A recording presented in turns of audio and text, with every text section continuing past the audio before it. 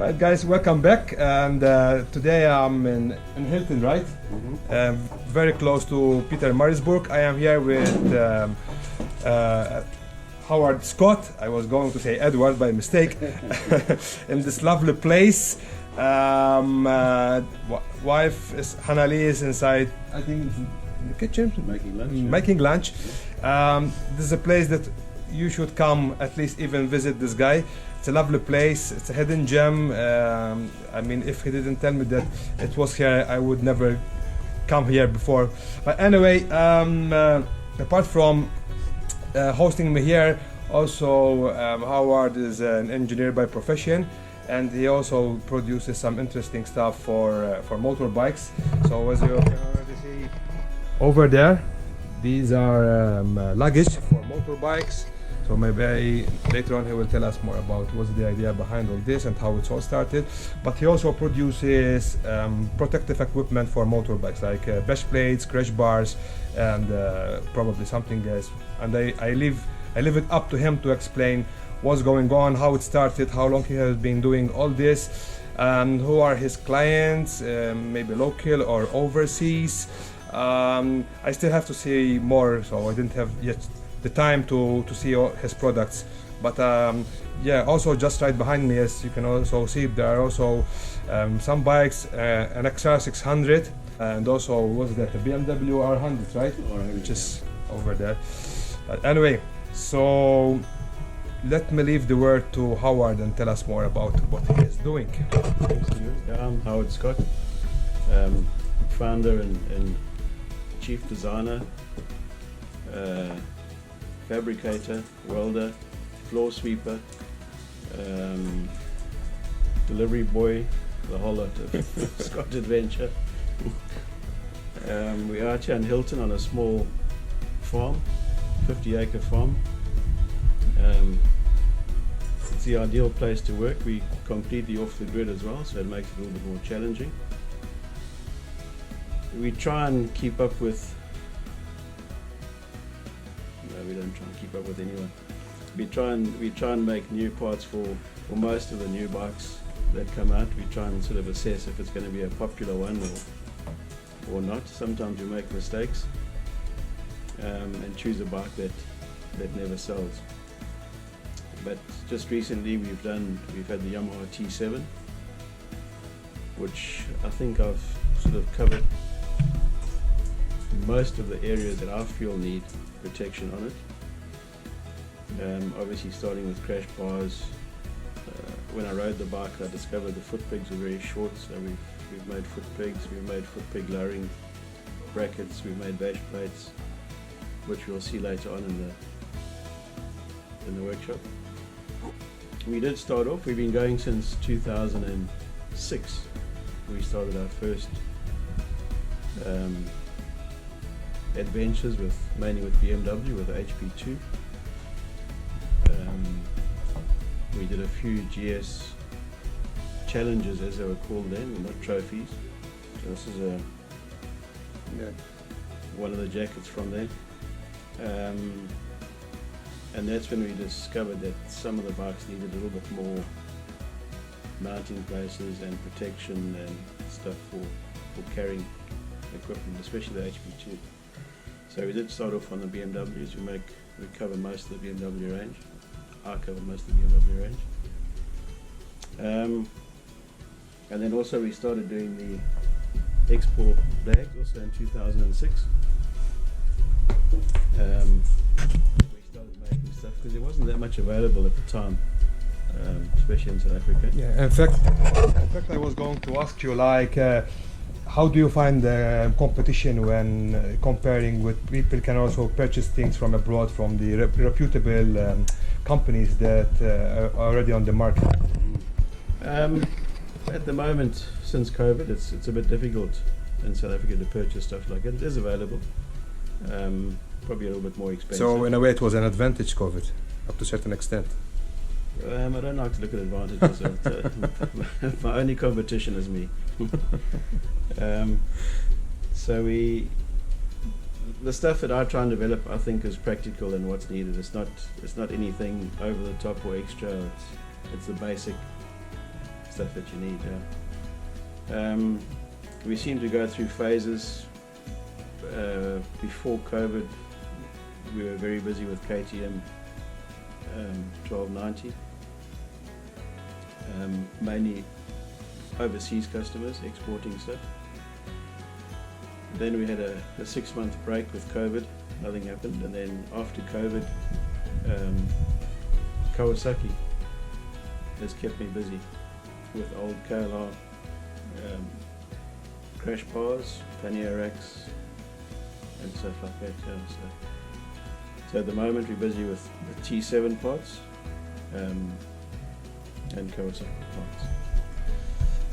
With Explore, we were planning a trip Durban to Dublin, which we were hoping to do which we did in 2009. There wasn't much available for us to buy off the shelf locally that we needed.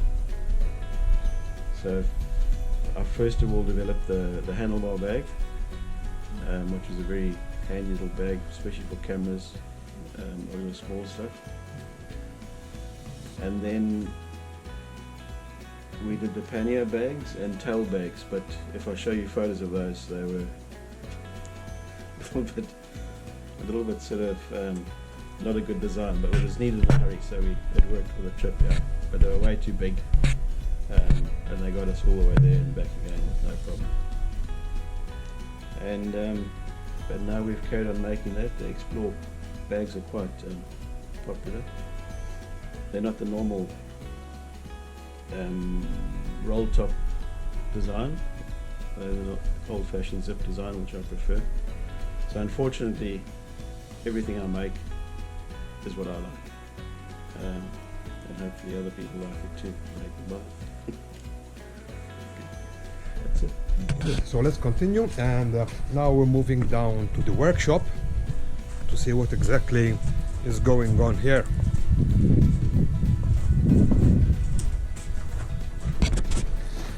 Okay, so we go to the workshop. It's just a few steps down. Here is the assistant, Ash. Okay, I think Howard is also working on something at the moment. As you can see, there are a lot of pipes and stuff on the workbench. So I assume there are also some of the project he was also working at. But I can see there is a rack. Right, what we're working on today, we're making a tail rack for the Honda XR650. Iconic bike. Yep. It's not one of the easiest racks. So what I do, I think up the design first, and then I start making a rack piece by piece on the bike. So you'll see lots of cuts and bends and tacks, and add a piece on here and there. It's all clamped into place and then tack welded off the bike, so we can get a rough idea of what we need. Once we make sure that it fits, we make a jig.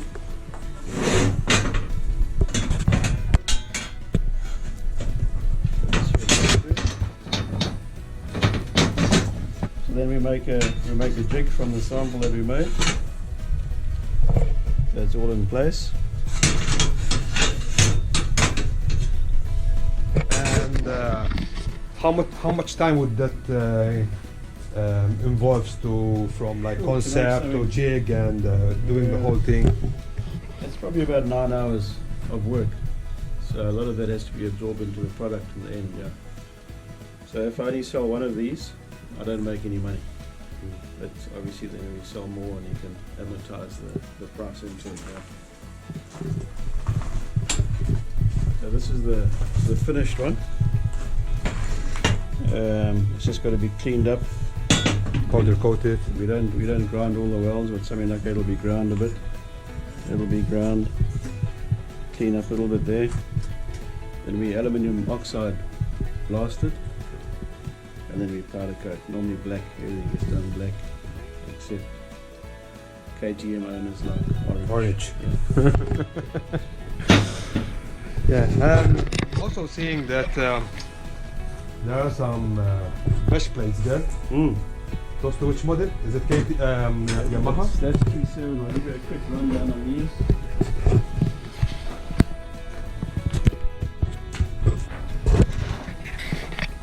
This is not the same bash plate, but it'll give you an idea. This is for a Honda 300L. So what I do, I drew on pencil and paper first, get all the basic dimensions.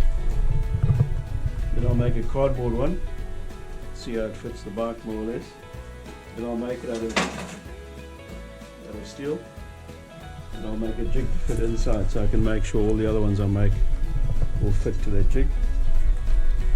And then this is a different bike, this is for the Yamaha T7, so after that stage it gets cut in aluminium, normally 4 mil thick, 4.5 mil thick. So this is a few stages back. You can see there's a couple of mistakes, it doesn't close properly, there's gaps, some of the angles aren't right. So we correct that, change the drawing and then cut, and then we go from there. Let me get the other one, then I can just complete. That's the final T7 one. We've got it right now. You can see it's bent nicely, there's no gaps. It's got the logo in. A couple of additional features that I added afterwards for the extra protection. Another one there for the side stand switch. And then it gets welded up and coated, and away you go. Ready to bash.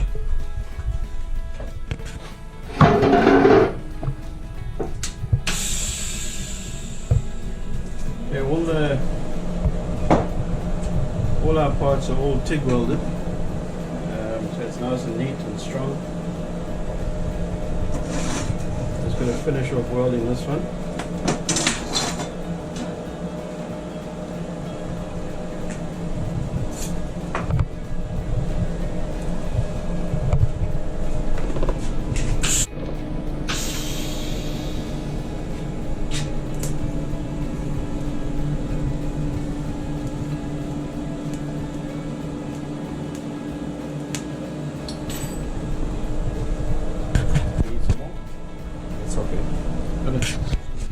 So guys, you saw how this guy produces this stuff. So for me, it's also an experience because I see these things on catalogs or on the shop, but I've never seen how actually are being produced. So once this video is out, I will put the link of Howard, so you can contact him. Whether you would like to purchase any of his things from South Africa. I think he's doing a great job. I'm not an engineer, but I can see that it's great stuff here. I'm happy to meet this guy, and yes, please make sure you have this guy doing business. Thank you. After finishing, I was asking Howard about crash bars for my bike, and look at this. I was working on it some time ago.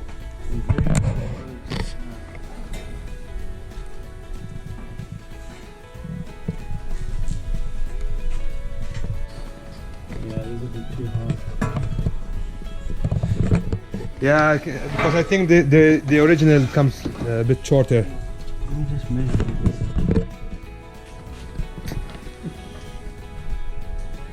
So after repairing my luggage, the spring of the lock of one of my luggages broke again. So now Howard is also having a look at it, whether we can have it fixed or not. I need to get a torch. So what's the problem, Howard? The spring broke? No. I think he cut it shorter back then. Yeah, I think probably that's what short. is the problem. He told me I think he used the original one.